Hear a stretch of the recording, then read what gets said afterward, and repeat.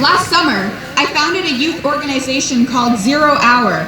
We're called 0 Hour because this is 0 hour to act on climate change. There is no more time to wait. We are students from across the country, working with each other over the internet, like the Generation Z kids that we are, to organize the Youth Climate March and the Youth Climate Lobby Day this summer. On July 19th, youth will flood Capitol Hill to lobby our leaders for urgent climate action and demand that they stop taking money from fossil fuels. And don't throw away your signs, people, because on July 21st, mark your calendars, a few short days after we lobby, students will march for a livable future. Mark your calendars for the Youth Climate Action Weekend this summer and tell your friends. Okay, I have a little action for you. If you support the youth movement, I want you to get out your phones. That's right, a technology lesson from a teenager. Get out your phones and go to Twitter, Facebook, or Instagram, whichever social media platform you use the most, or all of them, and type in @ThisIs0Hour. No spaces, just this is 0 hour. A logo with an orange earth should pop up, and I want you to like that and follow that. And when you get home, share and retweet and repost and spread the word that young people are not going to sit down and take this injustice. We've had enough. We're sick of it. There's no more time to pretend that we can solve climate change later. It should have been done 30 years ago. There is no more time to pretend that frontline communities like Indigenous communities, low-income communities, and communities of color aren't already experiencing the effects of climate change, because they are. Climate change is already here, and if you haven't felt the effects yet, you can think you're privileged, but it's here. This is 0 hour to act on climate change. Are you with me? Are you with the youth? Are you ready to demand that it's 0 hour to act? When I say what time is it, you say 0 hour. What time is it? What time is it? What time is it? 0 hour. What time is it? Thank you, Seattle.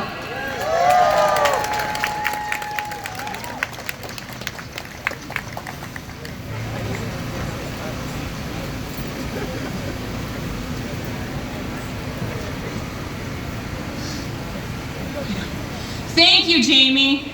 I hope everyone here will do what they can to support 0 hour on July 21st. Don't forget to like their social media accounts.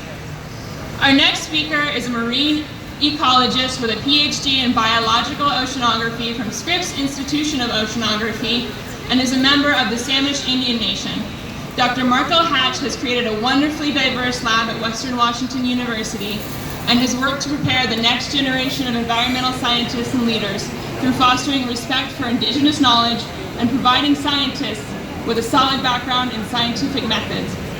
Please welcome Dr. Marco Hatch.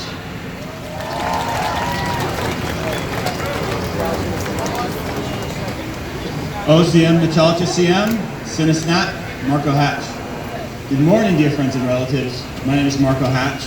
I'm a member of the Samish Indian Nation and assistant professor at Western Washington University in environmental science. And thank you so much for spending your day with us today in March for Science 2018. Today I'm speaking on behalf of an organization dedicated to achieving true diversity in the STEM field, called SACNAS.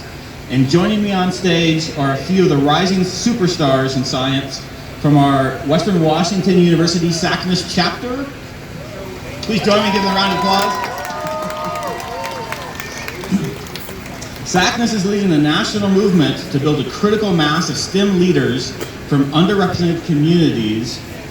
Our SACNAS community is 26,000 individuals strong, made up of students and scientists dedicated to creating a new STEM environment.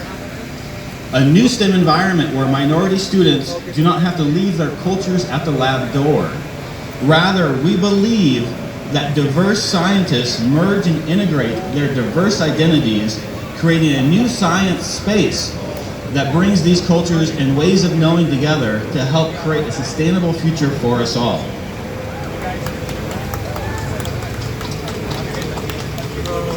In my lab at Western Washington University, a quick shout out to the Coastal Communities and Ecology Lab. We believe science, not silence. The voices of indigenous people, the original inhabitants and caretakers of this land, are often silenced in favor of those with advanced degrees in the scientific fields. Our system favors the voice of PhDs over individuals with multiple generations of first-hand experience of the environment. Rather than silencing this complete knowledge system, indigenous knowledge, we need to find ways to uphold multiple ways of knowing to create a more sustainable future for all people. I'd like to exemplify this by telling you a short story about respecting multiple ways of knowing.